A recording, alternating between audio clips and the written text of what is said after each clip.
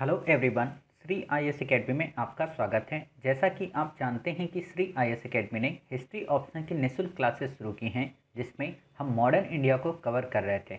Modern India में already हमारे 2 parts आ चुके हैं। ये हमारा पार्ट 3 है। इसमें हम देखेंगे कि आखिरकार फ्रांसीसी अंग्रेज़ों से पराजित क्यों हुए और उन पराजय के कारणों को काफ़ी डिटेल से अध्ययन करेंगे, ताकि आपको हर एक कॉन्सेप्ट अच्छे से क्लियर हो सके।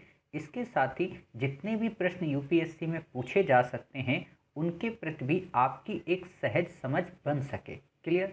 तो चलिए शुरू करते हैं। जैसा कि आप देख रहे हैं, ये श्री आईएएस का वैकल्पिक इतिहास विषय का पाठ्यक्रम है, आधुनिक भारत का।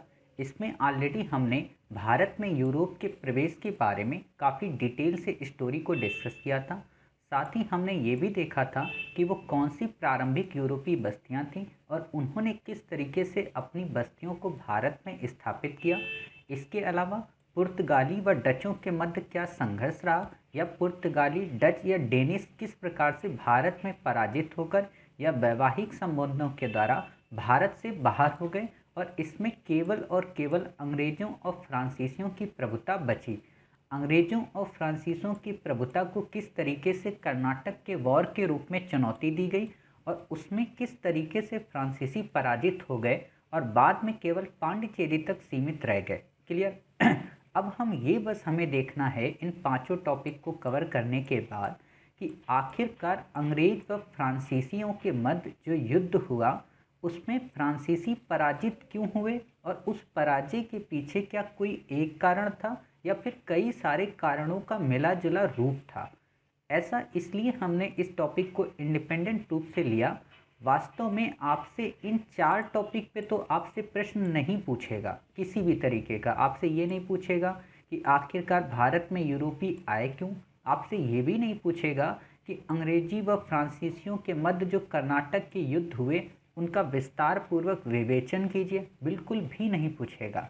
आपसे जो प्रश्न पूछेगा वो ये पूछेगा कि आखिरकार फ्रांसीसी भारत में पराजित क्यों हुए और उन पराजय के कारणों में आपसे कभी व्यक्तित्व पे प्रश्न पूछेगा, तो कभी संसाधनों पे प्रश्न पूछेगा, तो कभी किसी शक्ति या ब्रिटिश साम्राज्यिक शक्ति पे प्रश्न पूछेगा, तो कभी क्षेत्रों की विविधता को लेकर प्रश्न पूछेगा। अर्थात लगभग 7 से 8 पॉइंट ऐसे होते हैं जिसमें पराजय के कारणों पे प्रश्न पूछे जाते हैं।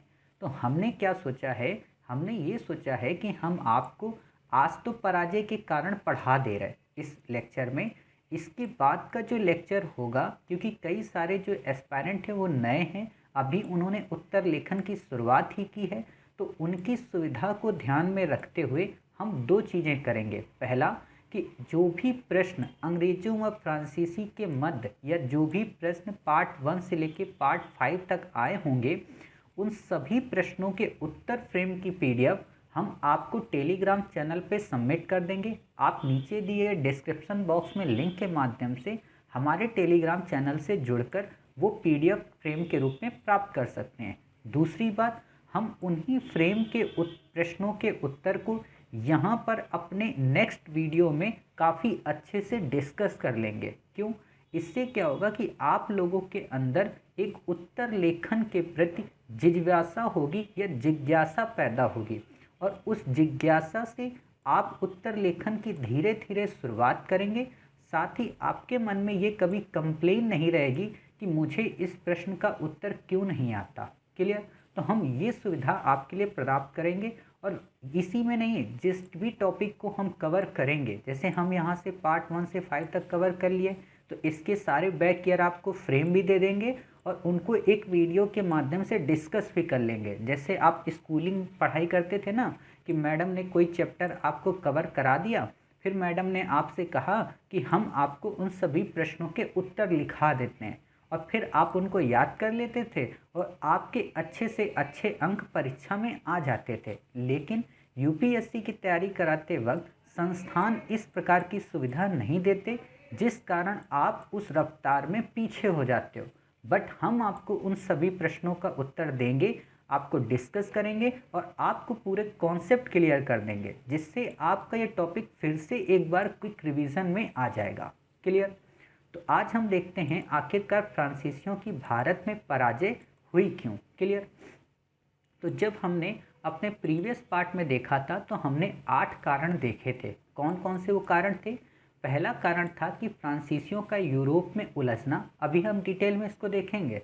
दूसरा, दोनों देशों की प्रशासनिक भिन्नताएं। तीसरा, दोनों कंपनियों के गठन में भिन्नता। चौथा, नौसेना की भूमिका। पांचवा, बंगाल में अंग्रेजी सफलताओं का प्रभाव। छठा, दोनों कंपनियों का राजनीतिक नेतृत्व। सातवां, डुप्ले का उत्तरदायित्व। और आठवां, एंग्लो फ्रेंच प्रतिस्पर्धा का स्थल। आप में से कई सारे लोगों को लग रहा होगा कि सर आपने पॉइंट क्यों लिखे, आखिरकार कोई तो रीज़न होगा कि आपने 8 पॉइंट बताए।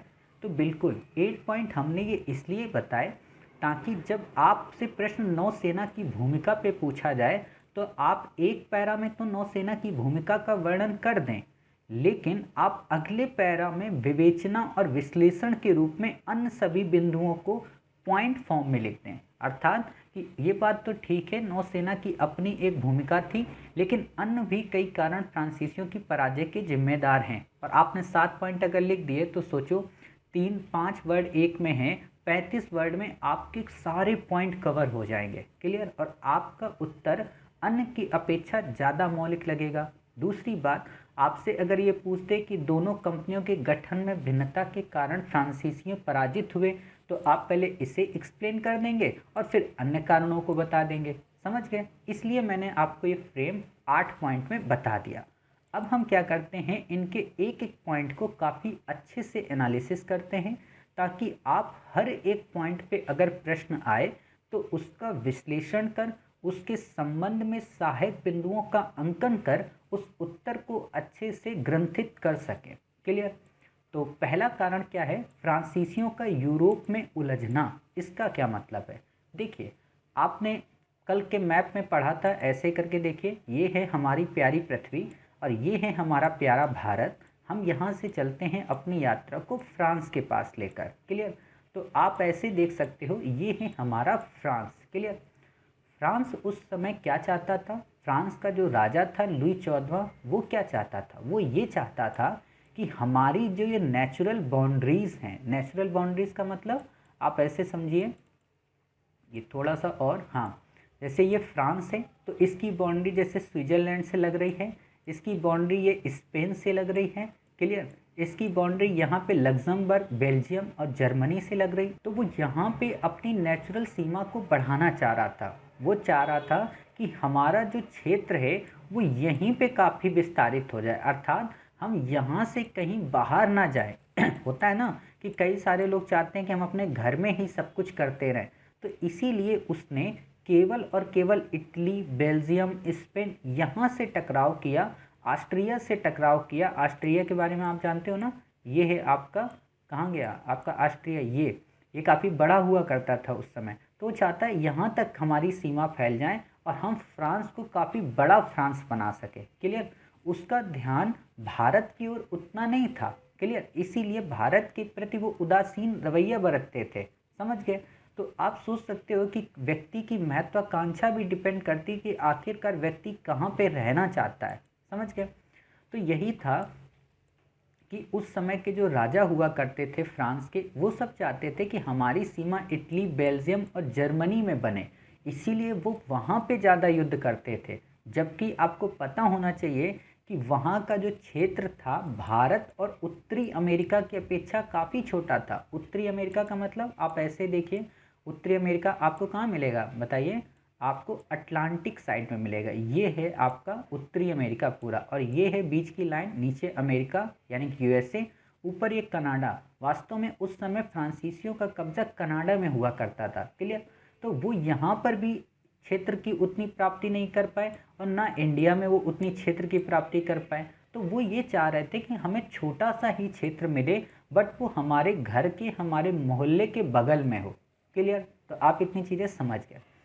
फिर बात आती है कि वह उपनिवेश भी गए और यूरोप में भी ना के बराबर उनको प्राप्ति हुई। अर्थात वो युद्ध जब हारे तो यूरोप में तो युद्ध हार ही गए, और महत्वाकांक्षा उनकी क्या थी कि हम यूरोप में जीत जाएंगे तो इंडिया के प्रति हमें क्या रवैया अपनाना, तो ना तो उन्हें इंडिया मिला, ना ही उन्हें उत्तरी अमेरिका के कुछ क्षेत्र मिले, और ना ही उन्हें यूरोप का वो उपनिवेश मिला, यानी कि वो सब जगह से पराजित हो गए। क्लियर। वहीं इंग्लैंड का क्या कॉन्सेप्ट था? उसका कॉन्सेप्ट ये था कि भाई हम यूरोप से बिल्कुल अलग हैं। अर्थात आप ऐसे देख सकते हो, ये है यहाँ पे इंग्लैंड की लोकेशन, उस समय का यूनाइटेड किंगडम में उस समय आयरलैंड, हॉलैंड, स्कॉटलैंड, ये 3 कंट्री मिलकर बनते हैं यूनाइटेड किंगडम। क्लियर।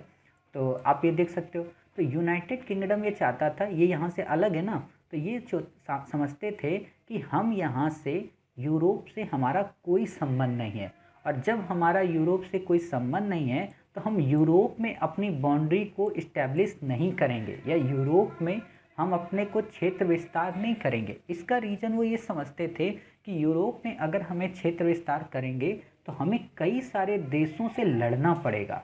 लेकिन वो ये भी नहीं चाहते थे कि यूरोप के क्षेत्र में शक्ति का संतुलन किसी और के पक्ष में चला जाए।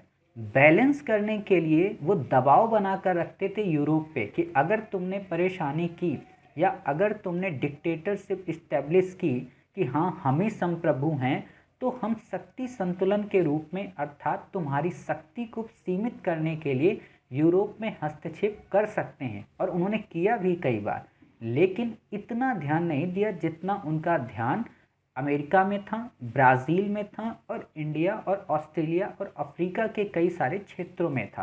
क्लियर। तो आप ऐसे इस चीज़ को समझ गए। फिर बात आती है कि केवल यूरोप में वो शक्ति संतुलन ही चाहते थे। क्लियर।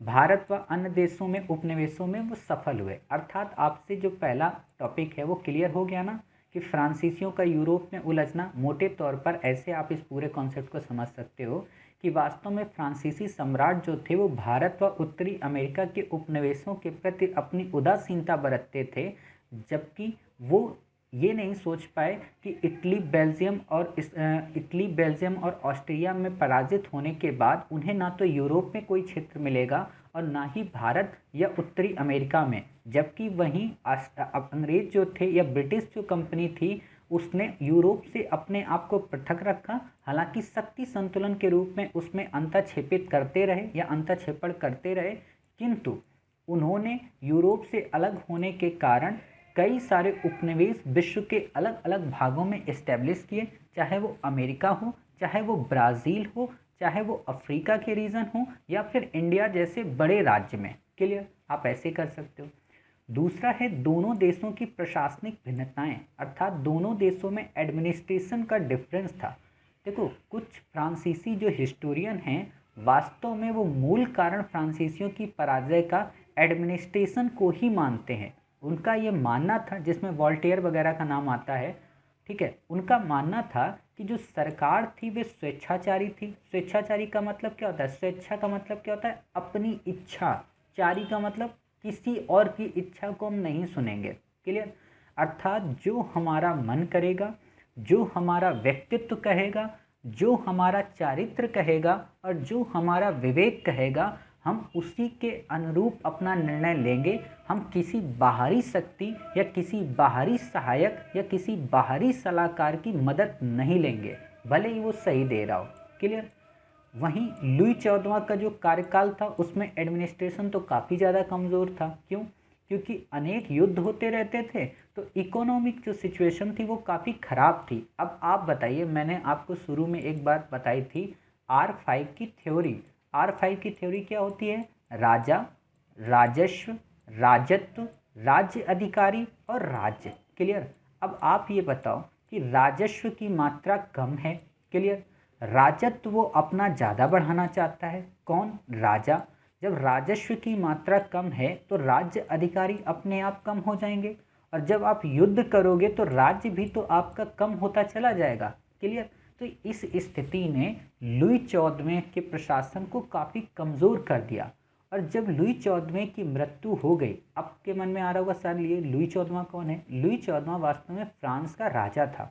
हम वर्ल्ड हिस्ट्री जब पढ़ेंगे और वहाँ पे जब फ्रेंच रेवोल्यूशन पढ़ेंगे तो यहाँ वहाँ पर काफ़ी डिटेल में कवर करेंगे। क्लियर। तो आपको अभी चिंता नहीं करना है, बस समझना है एक थ्योरी के रूप में।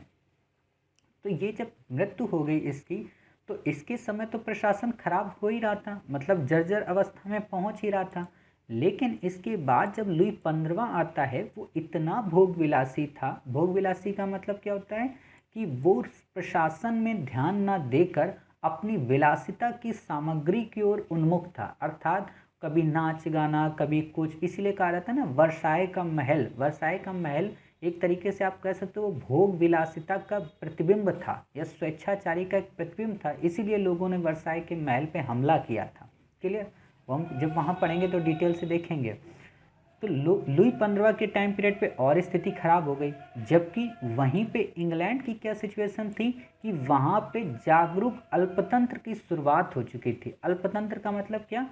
संवैधानिक व्यवस्था की शुरुआत हो गई थी। आप जानते हो कि 1688 में इंग्लैंड में एक गौरवपूर्ण क्रांति हुई थी, और उस गौरवपूर्ण क्रांति ने राजा की शक्ति को सीमित कर संसद की शक्ति में बढ़ोतरी की मांग की थी। और उसी दिशा में बढ़ते हुए संसद में बार बार रिफॉर्म होने लगे, और एक समय ऐसा आया, ये समय कौन सा है आप बताइए? 1750 के बाद का, या 1775 के बाद का? क्लियर? इसी समय आप देखते हो कि उस समय संसद में कई अन्य लोगों का, व्यापारियों का प्रभुत्व बढ़ता है, जो कि ईस्ट इंडिया कंपनी को रेगुलेट करने के लिए कहते हैं। क्लियर? तो वही चीज़ यहाँ पे है कि संसद की व्यवस्था बढ़ रही थी, अर्थात वहाँ पे डेमोक्रेसी धीरे धीरे प्रमोट हो रही थी। समझ गए? लेकिन यहाँ पे ऐसा नहीं था। यहाँ एक वर्ड आपको मिल रहा है, विग दल। विग दल का मतलब ये है कि उस समय जो इंग्लैंड था वो वास्तव में दो भागों में डिवाइड हो गया था, दो दलों में, दो राजनीतिक दल, एक विग दल और एक थे टोरी दल। क्लियर? यही आगे चलकर आप देखते हो एक बनता है लिबरल पार्टी और एक बनती कंजर्वेटिव पार्टी। क्लियर? आप जब देखते हो ब्रिटेन जब सरकार आज़ाद करती है देश को, तो इटली की जो सरकार थी वो कौन सी थी? Labour party. और चर्चिल की जो थी वो कौन सी थी? Conservative party. उसको हम कभी पढ़ेंगे वर्ल्ड हिस्ट्री में, ब्रिटेन के इतिहास को। क्लियर? अल्फ्रेड लॉयल नाम के जो फ्रांसीसी हिस्टोरियन हैं, वो यही कहते हैं कि फ्रांसीसी व्यवस्था वास्तव में दोषपूर्ण थी। उन्होंने कहा कि ये बात ठीक है कि डुप्ले को आपने वापस बुला लिया, ला बुर्डेन और डायस की कई सारी भूलें थी। डायस को आप जानते हो ना कैसे? क्योंकि पोकाक जो कि अंग्रेजों का सेनापति था, अंतिम जब युद्ध हुआ है तो पोकाक ने वास्तव में डायस के बेड़े को समुद्र से भगा दिया था। क्लियर? अर्थात पराजित करके इसको वापस भगा दिया फ्रांस की ओर। तो डायस को यहाँ पे याद किया जाता है। तो डुप्ले की वापसी हो, चाहे ला बोर्डेने की बात हो, चाहे डायस की भूलें हों, या लाली की अदम्यता हो, इनसे भी कई गुना ज़्यादा अगर सबसे असफल बनाने में योगदान रहा तो वो थी लुई 15वें की भ्रांतिपूर्ण नीतियाँ व अक्षम अधिकारी। भ्रांतिपूर्ण नीतियों का मतलब कि वो दुविधा में था, उसको यही नहीं समझ में आ रहा था कि हम इंडिया के उपनिवेश पे अपने आप के प्रभुत्व को जमाएं, या फिर हम यूरोप के क्षेत्र में अपने आप को मजबूत करें। क्लियर? तो ये उसकी नीतियाँ काफ़ी अजीबोगरीब थी। समझ गए? फिर आता है दोनों कंपनियों के गठन में भिन्नता। इसका क्या मतलब? देखो, दोनों कंपनियों का अलग अलग गठन हुआ था। मैंने आपको शुरू में बताया था कि लुई 14वें का जो वित्त मंत्री था कोलबर्ट, उसने कंपनी की स्थापना की थी, फ्रांसीसी कंपनी की। और वो सरकारी कंपनी थी। क्यों? क्योंकि उसमें वित्त और विशेषाधिकार का जो अधिकार था वो राजा के पास था। क्लियर? और उसको जो वित्त मिलता था वो सरकार के द्वारा मिलता था। साथ ही जो वित्त के द्वारा प्रॉफिट होता था उसका लाभांश वास्तव में सरकार ले जाती थी। लाभांश का क्या मतलब हुआ? लाभांश का मतलब ये होता है कि मान लो आपने 500 रुपये की कोई प्रोडक्ट खरीद कर लाए। क्लियर? और इस 500 को आपने सेल कर दिया, ये बिक गया आपका 700 रुपये में। क्लियर? 700 रुपये का जब ये बिका तो आपने खरीदा कितने का था? 500 रुपये का। इस पे भाड़ा, लेबर, आपके कर्मचारी का खर्चा लग गया 100 रुपये। क्लियर? अर्थात आपको ये वस्तु कितने की पड़ी थी? 600 रुपये की। बेची आपने कितने की? 700 रुपये की। तो आपको कुल मुनाफा कितना हुआ? यानी कि जो बिल्कुल लाभांश के रूप में जो बिल्कुल लाभ था वो कितना हुआ? 100 रुपी। तो इस 100 रुपी में एक भी पैसा राजा अपने कर्मचारियों को बोनस के रूप में नहीं देता था। क्लियर? ये 100 के 100 रुपए जाते थे फ्रांस की सरकार के अंतर्गत, जबकि जो अंग्रेज थे या जो ब्रिटिश ईस्ट इंडिया कंपनी थी वो निजी थी, और उनमें ये जो लाभ का अंश होता था वो सभी अधिकारियों में इक्वल बांट दिया जाता था। तो इससे क्या होता था कि उनके जो कर्मचारी थे वो काफ़ी निष्ठावान थे, वो कंपनी के शुभचिंतक थे और वो चाहते थे कि कंपनी उत्तरोत्तर प्रगति करे। क्लियर। जबकि यहाँ के जो थे तो ये ऐसे थे सरकारी कर्मचारी कि अगर नहीं भी करेगी तो हमारा वेतन थोड़ा ना कम होगा। क्लियर। तो वो उदासीन रवैया अपनाते थे। समझ गए। आप जैसे देखते हो ना सरकारी टीचर और क्या कहते हैं प्राइवेट टीचर, हालांकि सरकारी टीचर की स्थिति अब ठीक हो रही है दिल्ली वगैरह वगैरह के रीजन में, लेकिन जो प्राइवेट टीचर हैं आप उनमें देख सकते हो कि वो थोड़ा ज़्यादा जिज्ञासे से पढ़ाते हैं, क्योंकि उनको डर रहता है कि कहीं हम स्कूल से निकाल ना दिए जाएं। जबकि सरकारी टीचरों को क्या है, उनको पता है कि मेरी पेमेंट फिक्स से निकाला जा नहीं सकता है। क्लियर। तो आप ऐसे समझ सकते हो। आप जब एथिक्स में एक टॉपिक पढ़ते हो ना, वर्क कल्चर, कार्य संस्कृति, कभी हम एथिक्स शुरू करेंगे अगर टाइम मिलेगा तो उसमें हम पढ़ाएंगे आपको कि वर्क कल्चर का क्या मतलब होता है, कैसे वर्क कल्चर को चेंजेस किया जाता है प्राइवेट और पब्लिक सेक्टर में। क्लियर। चलिए फिर बात आती है कि ये इतने उदासीन थे कि 1725 से 65 तक एक भी बैठक नहीं की, अर्थात बोर्ड की एक बार भी बैठक नहीं हुई कि क्या सही चल रहा क्या गलत चल रहा। क्लियर। इन्होंने सेंट माले नाम का एक स्थान पे कब्जा किए हुए थे। तो जब इनके पास पैसा नहीं था, काफ़ी ज़्यादा इन्होंने कर्ज ले रखा था, तो कर्ज को चुकाने के लिए इन्होंने सेंट माले उसको बेच दिया। यहाँ तक कि 1721 से 1740 तक अपनी कंपनी को कर्जे के माध्यम से चलाए। अब सोच सकते हो कि उधारी से आप कितने दिन तक अपना कार्य कर सकते हो। ये बात अलग है कि चरक के द्वारा कहा जाता है कि हाँ उधार लेकर घी पियो। क्लियर। तो आप ये चीज़ मत सोचो कि हाँ कि हम ये सोचें कि हाँ चरक चरक की तरह भौतिकवादी बनकर हम उधार लेकर घी पिएं। क्लियर। बात आती है डुप्ले की महंगी महत्वाकांक्षाओं तथा युद्धों की ये पूर्ति नहीं कर सकती थी। अब डुप्ले की महत्वाकांक्षा थी कि हम राजनीतिक गतिविधियों में दखल देकर अपनी प्रभुता को इस्टेब्लिश करें, ताकि व्यापारिक गतिविधियों में हम काफ़ी रियायतों को प्राप्त कर सकें।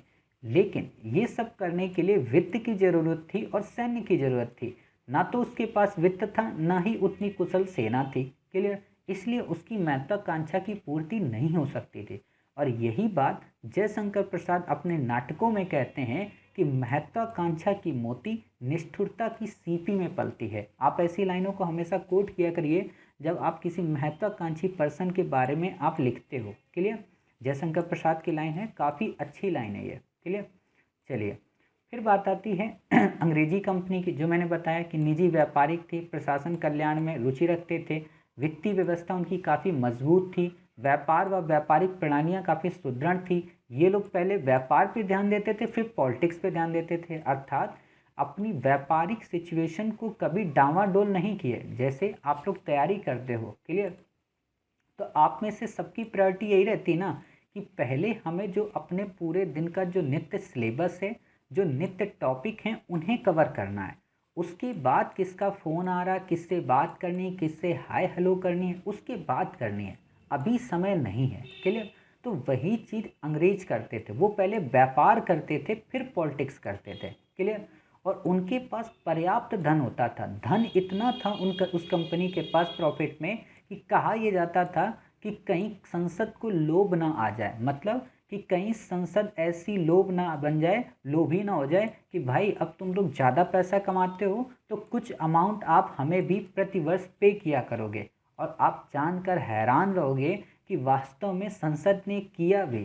संसद ने आगे चलकर 4 लाख पाउंड की रकम कहा कि आप प्रतिवर्ष राजकीय कोष में जमा करोगे।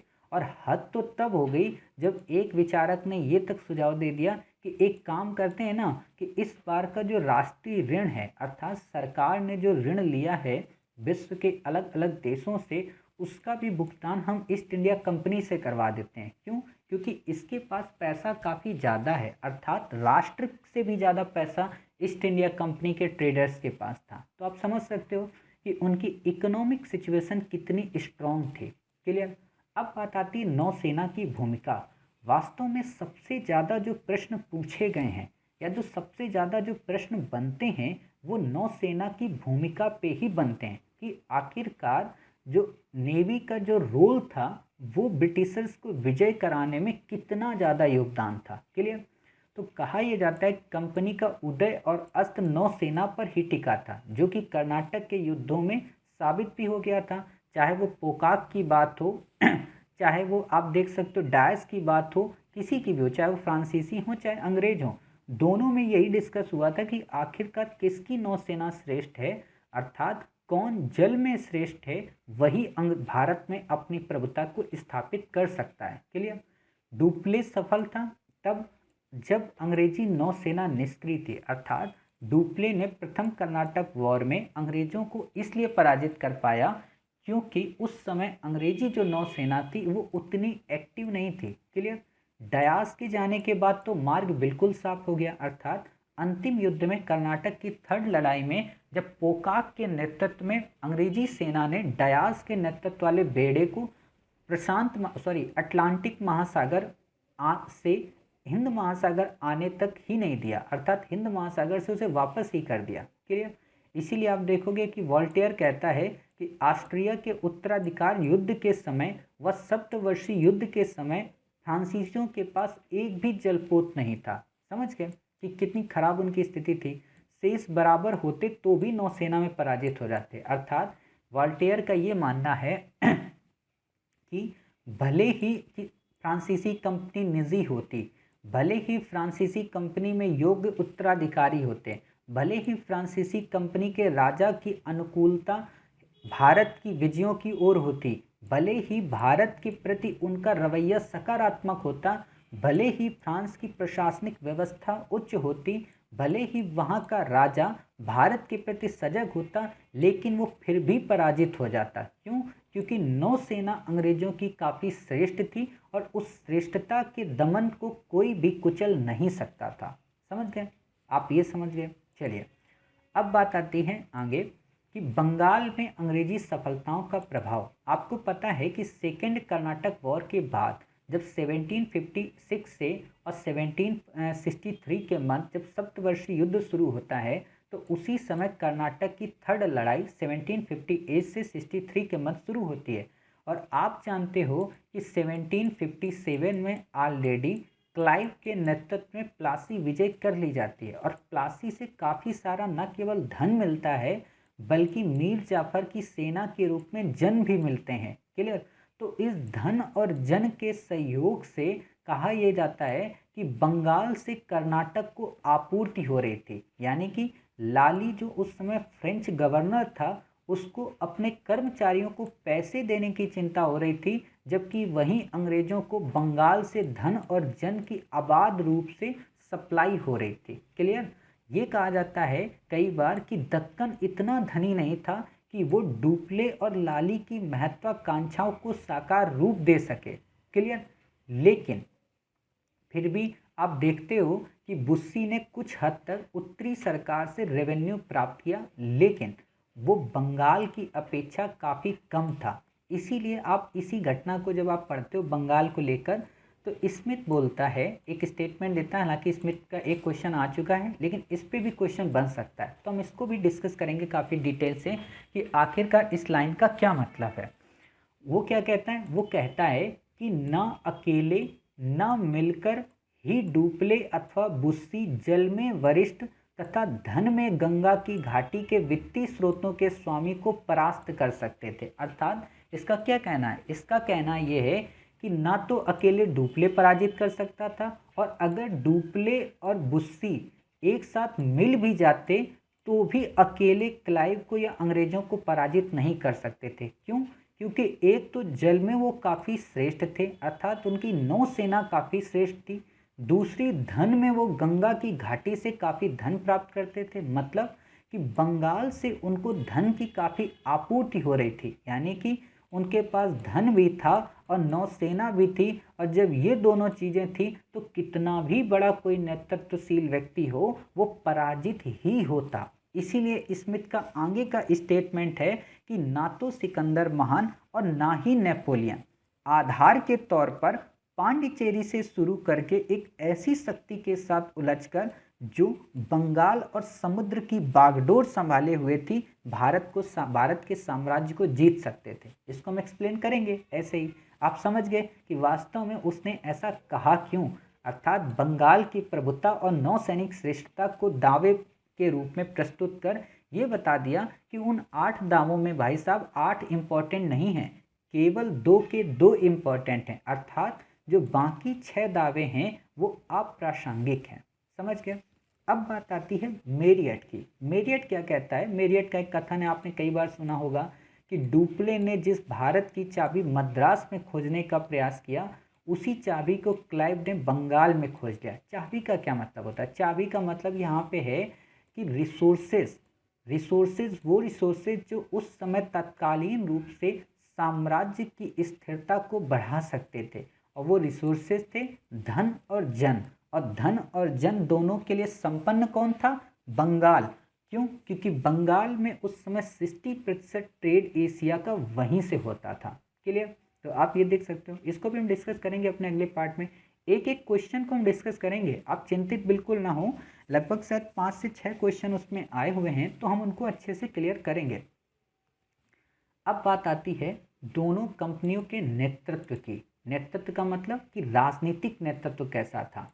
तो राजनीतिक नेतृत्व ऐसा था कि डुप्ले था, बुशी था, ये व्यक्तिगत रूप से तो क्लाइव और लॉरेंस तथा सॉन्डर्स से कम नहीं थे। यहाँ पे ये सॉन्डर्स वो वाला सॉन्डर्स मत याद रखना कि जिसने लाला लाजपत राय पे लाठियाँ चलाई थी और बाद में जाकर ऊधम सिंह ने इस सॉन्डर्स की हत्या कर दी थी। इस सॉन्डर्स को दिमाग में मत रखना। क्लियर? ये सॉन्डर्स दूसरा है, से कम नहीं थे, किंतु जोश उत्पन्न करने में असफल थे। मतलब जैसे होता है ना कि आप कई सारे संस्थानों में पढ़ते हो, कई सारे लोगों से पढ़ते हो, लेकिन जो एक मोटिवेशन मिलता है आपको कुछ संस्थानों से, वो सभी संस्थान आपको नहीं दे पाते, और आप वहाँ पे अपवाद स्वरूप अपने आप को उस टॉपिक को कवर करते हो। यानी कि आपके अंदर वो इंटरेस्ट, वो जिज्ञासा, वो जुनून नहीं पैदा हो पाता जो जुनून आपके अंदर होना चाहिए। क्लियर? वही चीज इनमें थी, अर्थात डुप्ले बुस्सी ने अपने सैनिकों को या अपने अर्ध सैनिकों को उतना प्रमोट या उतना मोटिवेट नहीं कर पाए जितना कि क्लाइव, लॉरेंस और सॉन्डर्स ने किया था। क्लियर? यहाँ तक कि कहा जाता है कि काउंट लाली तो अपने के जितने अधीनस्थ अधिकारी थे या कर्मचारी थे उनको धूर्त और मूर्ख समझता था। ये भी कहता था कि ये सब के सब बेईमान हैं। अब आप बताओ कि जब आप अपने कलीग्स के बारे में ऐसे अपशब्दों का उपयोग करोगे, उनके चारित्र पे प्रश्न उठाओगे, तो क्या वो आपका सहयोग करेंगे? नहीं करेंगे। और यही चीज़ हुई कि जब लाली फंस गया युद्ध में, तो इन लोगों ने मनाया कि ठीक फंस गया, अर्थात उन्होंने वो देश हित भूल गए। वो बोले पहले इसको मरना चाहिए, इसको जरूरी है मरना। समझ गए? क्यों? क्योंकि वो देख रहे थे अरे ये तो रात दिन हम ही को डांटता रहता है, और हम इसकी अगर मदद कर भी देंगे तो क्रेडिट हमको देगा नहीं। इसीलिए कहा जाता है कि जब आप कोई वर्क करें तो आप टीम भावना के तहत करें, जिससे आपका हर एक कर्मचारी आपकी उस सफलता में सहायक बन सके। क्लियर? जबकि अंग्रेजों की ऐसी प्रवृत्ति नहीं थी। उनमें लॉरेंस, सैंडर्स या केलियार्ड काफ़ी उत्तम थे इनके अपेक्षा। साथ ही वो इन लोगों को मोटिवेट भी करते थे। क्लियर? ब्रेनियर वगैरह। फिर बात आती है डुप्ले का उत्तरदायित्व। कई बार प्रश्न इस पे पूछा जाता है डुप्ले को लेकर कि डुप्ले काफ़ी महान था, उसने पहली बार राजनीतिक दखलंदाजी कर अंग्रेजों को या क्लाइव को अंदेशा दे दिया, या क्लाइव ने डुप्ले की पृष्ठभूमि का उपयोग करके भारत विजय की। इस पे प्रश्न आता है कई बार। तो वास्तव में जब हम डुप्ले का व्यक्तित्व पढ़ते हैं या उसकी पर्सनैलिटी पढ़ते हैं, तो उसमें हम उसके खुद के द्वारा की गई भूलों को एक तरीके से छिपा देते हैं, उनको ओझल कर देते हैं, जबकि हमको उन भूलों को ओझल नहीं करना चाहिए। देखिए, जब भी आप किसी व्यक्ति की पर्सनैलिटी का अध्ययन करते हो ना, तो ये बात ठीक है कि उसका चित्त साफ है, उसका चरित्र साफ है, लेकिन क्या उसके चित्र, चरित्र और उसमें कार्य प्रणाली में समन्वय अच्छा है? अर्थात जो वो कहता है या जो करता है उसमें इक्वलिटी है, अर्थात उसकी सत्यनिष्ठा कैसी है, करने और ना करने में जो बोलता है उसमें क्या डिफरेंस है। क्लियर? इस चीज़ को अगर आप समझ जाते हो तो आप किसी भी व्यक्ति की पर्सनैलिटी का अध्ययन कर लेते हो। हुआ क्या कि डुप्ले ये नहीं समझ पाया कि इन झगड़ों से क्या नुकसान होगा, अर्थात वो ये नहीं समझ पाया कि वास्तव में ये झगड़े केवल कर्नाटक की भूमि से संबद्ध नहीं है, बल्कि ये यूरोप से प्रेरित हैं, और यूरोप का जब तक इस पर कंट्रोल रहेगा तब तक हम असफल ही रहेंगे, और जीत भी जाएंगे तो भी हमें वापस करना पड़ेगा। आप देख सकते हो कि मद्रास डुप्ले जीत चुका था फर्स्ट कर्नाटक में, लेकिन यूरोपीय संधि के कारण, एला सापेल की संधि के कारण उसे मद्रास देना पड़ा। क्लियर। राजनीतिक षड्यंत्रों में वो इतना उलझ गया कि उसने व्यापार व वित्त की ओर ध्यान ही नहीं दिया। अर्थात कई बार क्या होता है कि आप लोग अपनी पढ़ाई से इतर दूसरे टॉपिक में चले जाते हो। जैसे आप यूट्यूब ओपन करते हो तो आप पढ़ाई की जगह पे दूसरे वीडियो देखने लगते हो, तो क्या होता है कि आप अपने इन मुख्य उद्देश्यों से भटक जाते हो। समझ गए। दक्षिण की राजनीति को उचित समझता था, जबकि उसे ये नहीं पता था कि जो दक्षिण की राजनीति में अगर दखल देगा तो उलझ कर रह जाएगा, अंग्रेज शांत नहीं बैठेंगे। साथ ही जब उसे मुगल क्षेत्र का उत्तरी सरकार प्राप्त हो गया तो उसे ये भी ध्यान रखना चाहिए कि अंग्रेज इस चीज़ को एक्सेप्ट कभी नहीं करेंगे, लेकिन उसने इस चीज़ को ध्यान ही नहीं दिया। साथ ही वह ये भी नहीं समझ पाया कि आखिरकार जो भारत में उसकी लड़ाई है वो वास्तव में यूरोप से प्रेरित है। अर्थात यूरोप में जैसी सिचुएशन होगी उसी सिचुएशन के हिसाब से उसे भारत में भी ढलना पड़ेगा। क्लियर।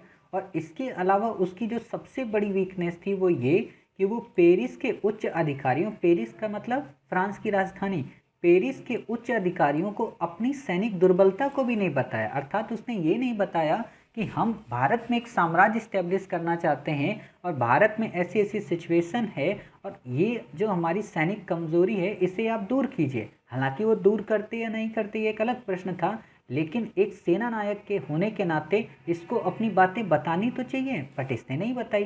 क्लियर। तो इसलिए कई सारे हिस्टोरियन ये कहते हैं कि वास्तव में डुप्ले की महत्वाकांक्षा तो थी, लेकिन उसकी जो मिसकैलकुलेशन थी वो काफ़ी अलग थी। क्लियर।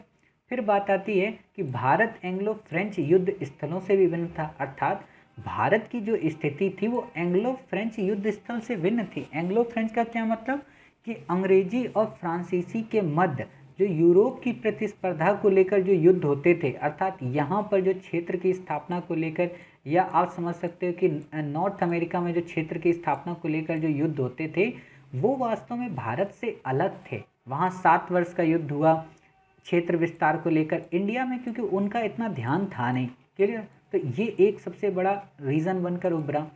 इसके अलावा सेना, महत्व और रणनीति कई सारी रीजन थे जिस कारण यहाँ पे वो पराजित हुए। क्लियर। अब बात आती है विवेचना की। अर्थात अल्फ्रेड लॉयल क्या कहते हैं। अल्फ्रेड लॉयल कहते हैं कि किस भारत में अगर किसी को व्यापारिक या सैनिक दृष्टि से सफल होना था तो उसके पास 2 चीज़ें होनी चाहिए थी। पहला, तटों पर उसका अधिकार हो। दूसरा, समुद्र की शक्ति काफ़ी मजबूत हो, अर्थात नौसैनिक श्रेष्ठता हो, ताकि अपने मूल देश से जो संपर्क है या जो संचार है वो बाधित ना हो। क्लियर। आप इस चीज़ को कहाँ उपयोग कर सकते हो, निष्कर्ष में। जब कोई प्रश्न करोगे ना, मैं बताऊंगा ऑलरेडी आपको, तो वहाँ निष्कर्ष में आप इसका उपयोग कर सकते हो कि स्मरणीय हो कि भारत में व्यापारिक या सैनिक श्रेष्ठता के लिए तटों पर अधिकार और सामुद्रिक शक्ति में बढ़त होनी आवश्यक थी, जो कि फ्रांसीसी सैनिकों के या जो कि फ्रांसीसी कंपनी में नहीं थी, अपेक्षाकृत अंग्रेजों के। क्लियर। डॉडवेल ने कहा कि सामुद्रिक शक्ति का प्रभाव ही सब कुछ था। पीई रॉबर्ट्स कहता है कि कुशल नेतृत्व, अर्थात क्लाइव ही था जिसने अंग्रेजों को सफलता दिलाई, तो हम उसकी भी आलोचना कर सकते हैं। क्लियर। तो इस तरीके से आपने ये देख लिया। अब बात आती है हमारा अंतिम पेज, वो ये कि यहाँ तक जितना भी हमने टॉपिक कवर किया है इन सभी टॉपिक के फ्रेम आपको टेलीग्राम चैनल पर मिल गए हैं। क्लियर। तो आप टेलीग्राम चैनल पर जाएं, वहाँ पर जितने भी प्रीवियस ईयर में प्रश्न आए हैं 4 से 5 उनको हमने फ्रेम वाइज वहाँ पे सबमिट करा दिया है। क्लियर। तो आज की आपने स्टोरी पूरी क्लियर की, अर्थात फ्रांसीसियों की पराजय के भारत में क्या कारण थे उनको डिटेल से आपने एनालिसिस किया। साथ ही ये समझे कि अगर आपसे एक कारण पूछा जाए तो अन्य कारणों को आपको कैसे लिखना है।